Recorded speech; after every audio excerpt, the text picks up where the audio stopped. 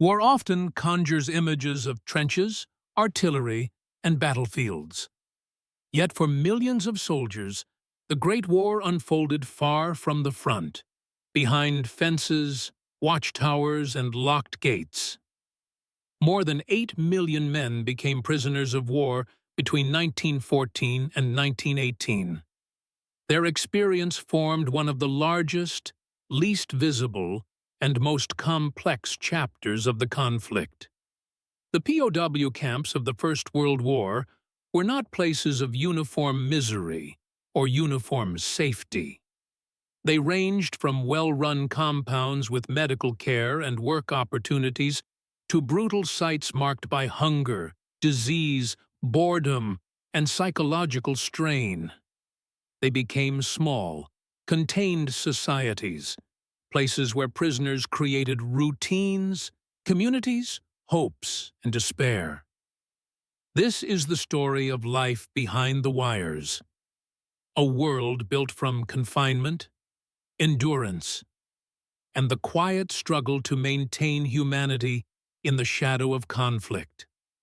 For most captured soldiers, imprisonment began in chaos. Battles were fluid in the early months of the war. Entire units were surrounded, cut off, or forced to surrender after exhausting ammunition. Others were captured during patrols, raids, or night operations. Some wandered disoriented into enemy lines through fog or smoke.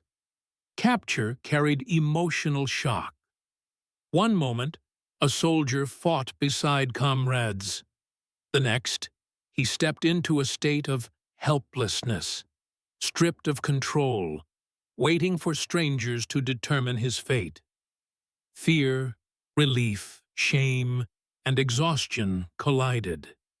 Relief came from escaping the terror of shells. Fear came from uncertainty. Were captors humane or brutal? Would food be scarce? Would disease fester? Would letters reach home? No two captures felt the same, but all shared the same rupture. The war no longer meant fighting. It meant waiting. Transport to prison camps often lasted days or weeks.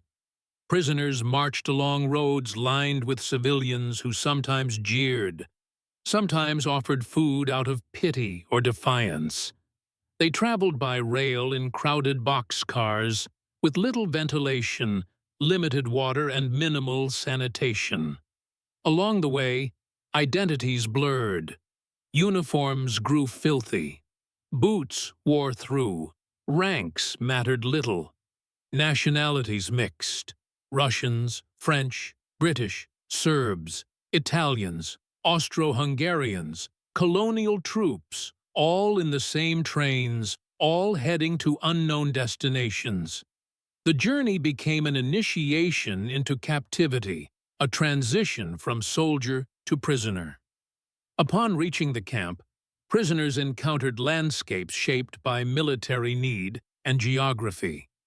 Some camps sat in open fields, others in forests, near factories, or inside repurposed fortresses. Barbed wire marked perimeters.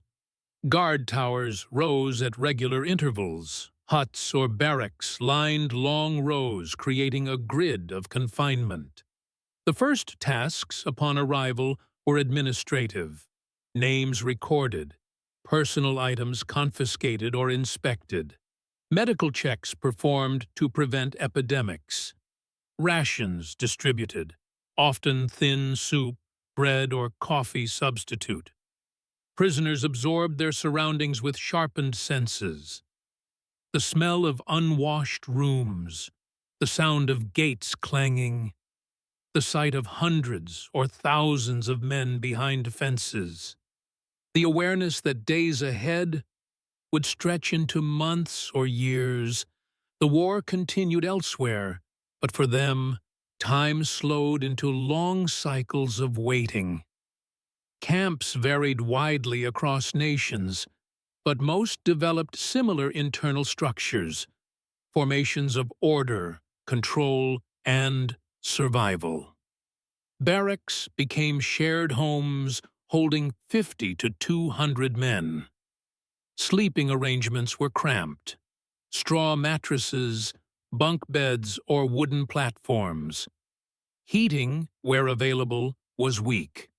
Daily life revolved around roll calls, meal distributions, medical inspections, work assignments, letters, and packages limited recreation. Guards enforced discipline, but within the barracks, prisoners created their own rules, hierarchies, and networks of support.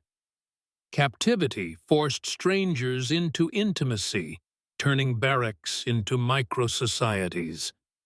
The Hague Conventions had established rules for the treatment of prisoners, humane conditions, medical care, letter exchange, and labor that was neither dangerous nor humiliating. These laws provided theoretical protection, but their enforcement depended on nations' resources, attitudes, and the course of war. Some countries respected rules closely. Others struggled due to shortages. Some ignored the laws entirely. Neutral nations and organizations like the Red Cross visited camps, documented conditions, and advocated for prisoners, a humanitarian innovation that shaped international law. Yet, despite these efforts, many prisoners faced suffering that laws could not prevent. Food was the most defining element of POW life. Rations varied by nation and by year, but they were almost always insufficient. Meals often included thin soups, boiled potatoes, black bread, barley, coffee, cabbage, occasional meat. Nutritional deficiencies caused weight loss, weakness, scurvy, and digestive illnesses. Food became currency. Men traded portions, saved scraps, and improvised cooking methods using makeshift stoves. Packages from home or the Red Cross were lifelines. They contained food, clothing, soap, and letters that lifted morale. Their arrival was celebrated and shared, strengthening bonds within barracks. Hunger shaped hierarchy. Those who received packages gained status. Those without depended on generosity or barter. Food was not simply sustenance. It was hope. Most prisoners were assigned work details outside the main camp. The type of work determined quality of life. Some worked in farms, forests, railways, factories, mines, construction projects, road building. Outdoor labor exposed prisoners to weather extremes. Industrial labor carried danger from machinery. Farm work, though hard, sometimes allowed access to food. Work offered distractions from boredom, but also exhausted bodies, weakened by rations. In some regions, labor detachments became communities with looser surveillance and better conditions. Elsewhere, work camps were harsh, even deadly, especially where weather, disease, or inadequate shelter amplified suffering. Captivity was defined not only by confinement, but by labor imposed by another nation. Crowded conditions, poor sanitation, weak nutrition, and limited medical supplies created ideal environments for disease. Camps faced outbreaks of influenza, typhus, dysentery, tuberculosis, trench, fever, pneumonia. Medical barracks filled quickly. Doctors, sometimes prisoners themselves, struggled against shortages of medicine, bedding, and trained staff. One sick prisoner endangered hundreds. Death came quietly in camps, not with the drama of battle, but with the slow collapse of bodies weakened by deprivation. Graves outside camps bore rows of identical markers, reminders that captivity held its own battlefield. If hunger attacked the body, boredom assaulted the mind. Time became the prisoner's greatest adversary. Days blurred into long repetitions, roll calls, meals, inspections, work, waiting. To preserve sanity, prisoners built routines of their own.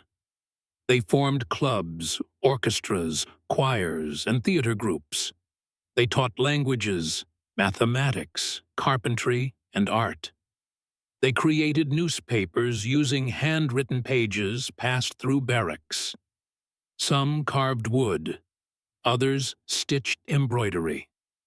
Many kept diaries documenting the slow, grinding life behind wires. Sporting events relieved tension. Soccer, boxing, wrestling, and athletics emerged even in harsh camps. Creativity became resistance, a declaration that the mind remained free, even when the body was not. Nothing shaped morale more than letters. Mail connected prisoners to home, to family, to lovers, to children they had never met. A single envelope could lift a man's spirits for weeks. A package of food changed the physical landscape of captivity. Censorship restricted content, but the emotional weight remained. The absence of letters carried its own message. Silence became a wound. Through letters, prisoners experienced both joy and heartbreak, births and deaths, marriages and separations, hope and despair. The written word sustained them when nothing else could. Camps were melting pots of personalities, kindness and selfishness, patience and frustration, solidarity and division, all intensified in close quarters. Some prisoners formed deep friendships, becoming lifelines for one another. They shared food, listened to stories, and supported those who lost hope. Others clashed under stress, hunger, and confinement. Barracks developed internal hierarchies based on rank, language, nationality, access to resources, personal strength. Conflict was inevitable, but so was cooperation. Humans adapted to captivity by knitting themselves into communities that could withstand hardship. Escape attempts were rare but dramatic. The risks were enormous, the chances of success slim. Prisoners crawled under fences, cut wire at night, disguised themselves as workers or guards, forged documents, or tunneled beneath compounds. Some crossed mountains or forests. Some reached neutral countries after long treks. Many were caught and punished. Some disappeared and were never traced. Escape represented more than a physical act. It was a psychological rebellion, proof that freedom still held meaning. As the war neared its end in 1918, captivity began to loosen. Food shortages in Central Powers camps worsened. Allied advances shifted guards' priorities. Negotiations for exchanges gained momentum. When armistices were signed, prisoners began streaming home. The journey back carried its own emotional burden. Some returned to countries shattered by war. Others found families changed by hardship. Many struggled to describe experiences that seemed detached from ordinary life. Freedom felt both overwhelming and incomplete. The experiences of POWs received limited attention in the immediate aftermath of war. Societies focused on fallen soldiers, victory celebrations, and rebuilding nations. Prisoners of war occupied an awkward space, survivors, yet distant from battlefield heroism. Their suffering had taken place behind fences, out of sight. Only later did memoirs, archives, and international studies reveal the breadth of their ordeal. POWs demonstrated a different kind of courage. The courage to endure, to adapt, to maintain dignity when stripped of weapons and autonomy. Their story is not of triumph in battle, but of survival in confinement. Prisoner of war camps formed a hidden landscape of the First World War.